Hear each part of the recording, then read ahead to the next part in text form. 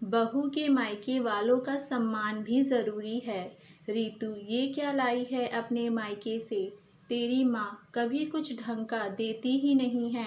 पुराने बक्से में से साड़ी निकाल कर दे दी। ऐसी साड़ी तेरी माँ ही पहनती होगी, मेरे यहाँ तो कोई नहीं पहनेगी। तुझे क्या अपने ससुराल के स्टेटस का ज़रा भी ख्याल नहीं है, जो तू ये साड़ी बिना सोचे समझे उठा ले आई है? गीतांजलि जी ने कड़कती आवाज़ में कहा। मम्मी जी, साड़ी महंगी नहीं है, पर मम्मी मेरे साथ ही जाकर नई लेकर आई हैं, रखी हुई पुरानी साड़ी नहीं है। रीतू ने कहा। ये सुनकर गीतांजलि जी चिढ़ गईं। मतलब मैं झूठ बोल रही हूँ? तू और तेरी माँ दोनों सच्ची हो, और तू मुझसे जुबान क्यों लड़ा रही है? अब घर में आ गई तो काम संभाल। खाने पीने का सारा काम रखा है। सबसे पहले मेरे कमरे में एक कप चाय पकड़ा देना, फिर जाकर खाने की तैयारी शुरू कर दे। मुंह बनाते हुए वो साड़ी चुपचाप हाथ में लिए अपने कमरे में आ गई। आईने के सामने वो साड़ी खुद पर लपेट कर देख ही रही थी कि अचानक से रीतू आ गई। गीतांजलि जी सकपका गई और फटाफट साड़ी एक तरफ रख दी और पूछने लगी, इतनी जल्दी चाय बन भी गई? मम्मी जी, वो अदरक नहीं है, और आप अदरक के बिना चाय नहीं पीते हो। मनोज भैया से मंगवा दीजिए। और चुपचाप साड़ी पर नज़र डालकर रीतू कमरे से बाहर चली गई। रीतू की शादी को 2 साल हो गए थे, और इन 2 सालों में उसकी सास ने उसे मायके वालों को नीचा दिखाने का एक भी मौका नहीं छोड़ा। हर बात में उनको दोषी ठहराना उनकी आदत हो गई थी। रीतू भी चुपचाप सुन लेती थी, क्योंकि उसका पति अपने माता पिता की कमाई पर ही निर्भर था।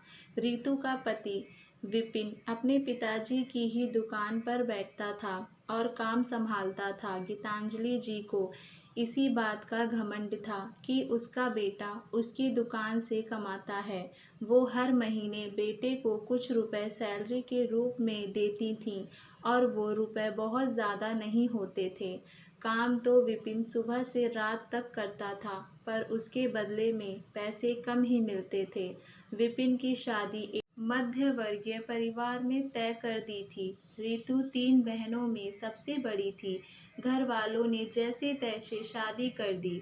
आगे भी 2 बेटियों की शादी करनी थी। शादी के वक्त गीतांजलि जी ने कहा था, हमें सिर्फ लड़की चाहिए, पर शादी के बाद 2 सालों में रीतू के मायके वालों से हर त्योहार और शगुन के नाम पर रुपए और कपड़े मंगवाती रहती। रीतू के पापा एक सामान्य कर्मचारी थे। वो ज़्यादा महंगा तो दे नहीं पाते थे, फिर भी बेटी ससुराल में सुखी रहे उनकी मांग पूरी करने की कोशिश करते थे। पर रीतू की सास कभी खुश नहीं होती थी। उसके मायके से कपड़े महंगे ना आते, पर पहनने लायक ज़रूर होते थे, और गीतांजलि जी बेवजह सुना देती थी, पर हर साड़ी वो पहनती ज़रूर थी। अपने घमंड के आगे वो रीतू की भावनाओं को कुचल देती थी। उसे भी इन सब की आदत हो चुकी थी। गीतांजलि जी और अशोक जी की 3 संतानें हैं। बड़ी बेटी ज्योति की शादी वो इसी शहर में 4 साल पहले कर चुके हैं। बेटे विपिन की शादी रीतू से कर दी, और अब वो अपने सबसे छोटे बेटे मनोज के लिए लड़की तलाश रहे थे। मनोज की शादी वो ऊंचे और अमीर परिवार में करना चाहते थे, क्योंकि मनोज एक प्राइवेट कंपनी में इंजीनियर था और उसकी बहुत अच्छी नौकरी थी। गीतांजलि जी अपने छोटे बेटे के बहुत लाड़ लड़ाती थी, क्योंकि हर महीने वो अपनी कमाई का बहुत सा हिस्सा उनको देता था। उन्हें बहुत घमंड था कि वो छोटे बेटे के लिए बहुत अमीर घर की लड़की लेकर दहेज से अपना घर भर लेंगी। अपनी बड़ी बहू पर दिन रात ताने बरसाने वाली गीतांजलि जी उसे कभी सुकून से बैठने नहीं देती थीं, और घर का सारा काम उसी से करवाती थीं। रीतू की स्थिति देखकर उसका देवर अपनी माँ को समझाता था कि भाभी भी इसी घर की हैं, उनके साथ ऐसा दुर्व्यवहार मत किया करो। पर वो समझती नहीं थीं और कहती थीं कि बहुओं को तो पैर की जूती के नीचे दबाकर रखा जाता है, वरना वो सर पर बैठने लगेंगी। एक दिन रीतू के पापा किसी रिश्तेदार की शादी में उसी शहर में आए थे, तो वो रीतू से मिलने के लिए चले गए।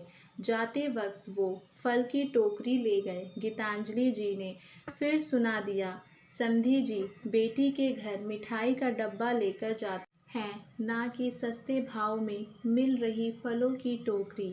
अब भला फलों से कैसे मुंह मीठा किया जाता है। अब देखो ना, हमने आपके स्वागत में 2 तरह की मिठाई रखी है, चाहते तो हम भी फल रखकर काम निपटा देते।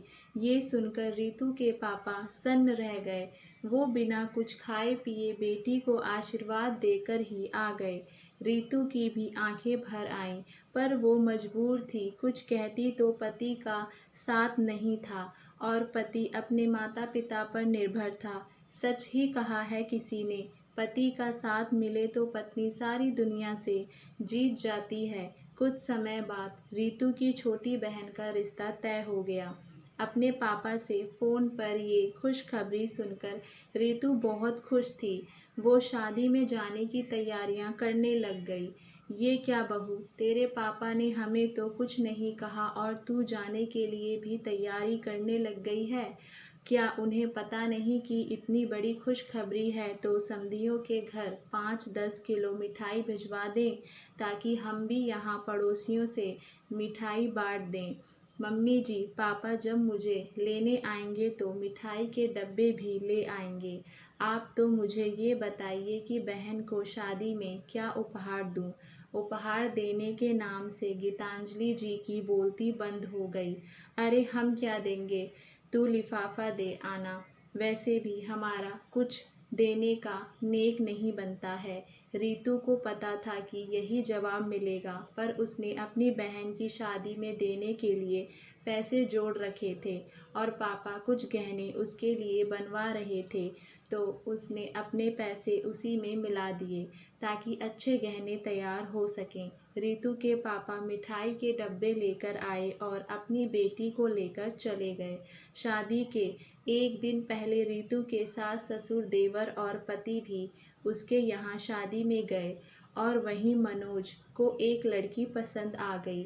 मालूम करने पर पता चला कि वो रीतू के मामा की बेटी है और अमीर परिवार से है।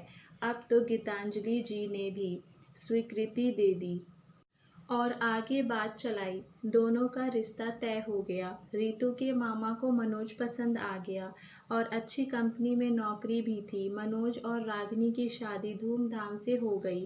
रागिनी खुश थी कि उसकी दीदी ही उसकी जेठानी बनी है। अब वो अपनी दीदी के साथ में रहेगी और अपने पति मनोज के व्यवहार से भी रागिनी बहुत खुश थी। शादी के बाद दोनों घूमने चले गए।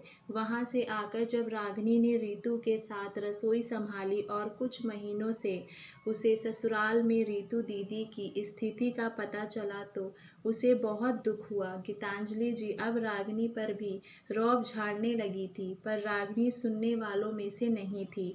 मनोज ने भी उसे अपनी माँ के व्यवहार के बारे में बताया था, जिसे सुनकर वो भी दंग रह गई थी। रीतू के दूर के रिश्तेदार की मृत्यु हो गई थी। वो विपिन के साथ अपने मायके गई थी। उसके जाने के 2 दिन बाद रागिनी का छोटा भाई उसी शहर में इंटरव्यू देने आया था, तो उसने काफ़ी पकवान बनाए, तो गीतांजलि जी ने टोक दिया, रागिनी तेरा भाई ही तो आ रहा है, उसके लिए इतने पकवान बनाने की क्या ज़रूरत थी, रोटी सब्जी ही खिला देती। मम्मी जी, मैं हर किसी का सम्मान करती हूँ, वो चाहे मेरे मायके से आएँ या आपके मायके से आएँ। मेहमान तो भगवान होते हैं और इज्जत और मान सबका होना चाहिए। और फिर मैं पकवान मनोज की कमाई में से बना रही हूँ, आपको क्या आपत्ति हो रही है। जब कमाने वाला कुछ नहीं बोल रहा तो आप भी मत बोलिए। जब मैं मायके जाती हूँ तो पूरे आओ भगत होती है, तो मैं भी अपने मायके वालों का सम्मान करूँगी। रागिनी के मुंह से इतनी बड़ी बात सुनकर गीतांजलि जी हक्की बक्की रह गईं। वो कुछ कहे बिना रसोई से चली गईं। वो आज अपने आप को बहुत अपमानित महसूस कर रही थी। रागिनी ने अच्छे से भाई को खाना खिलाया। तभी गीतांजलि जी बोली, रागिनी तेरे पापा तो इतने अमीर हैं, फिर भी भाई खाली हाथ आ गया, मिठाई नहीं लाया। मम्मी जी, मैंने ही मना कर दिया था। आपको और पापा को डायबिटीज़ है और भैया और रितु दीदी भी यहाँ नहीं हैं। हम लोग मिठाई खाते नहीं हैं, तो क्या पड़ोसियों को बंटवाने के लिए मिठाई मंगवाती? फिर अभी तो कोई त्योहार भी नहीं है। बहू के घर से हर बार कुछ आए ऐसा ज़रूरी तो नहीं है। अब रागिनी अपनी सास को बराबर जवाब दे देती थी, क्योंकि वो दूसरे रितु नहीं बनना चाहती थी। उसने रितु की घर में जो हालत देखी थी और इसीलिए ही वो अपनी सास को सबक सिखाना चाहती थी। अब गीतांजलि जी कुछ भी कहने से पहले 100 बार सोचने लगी थी। जितनी आसानी से वो रितु को और उसके मायके वालों को सुना देती थी, उतनी ही आसानी से वो रागिनी को कुछ भी कह नहीं पाती थी। रितु ने आने के बाद रागिनी अपने मायके रहने चली गई। कुछ दिनों बाद वो मायके से वापस आई तो गीतांजलि जी ने आदताना पूछा, क्या भेजा है तेरी माँ ने? पहले दिखा फिर अंदर जाएगी।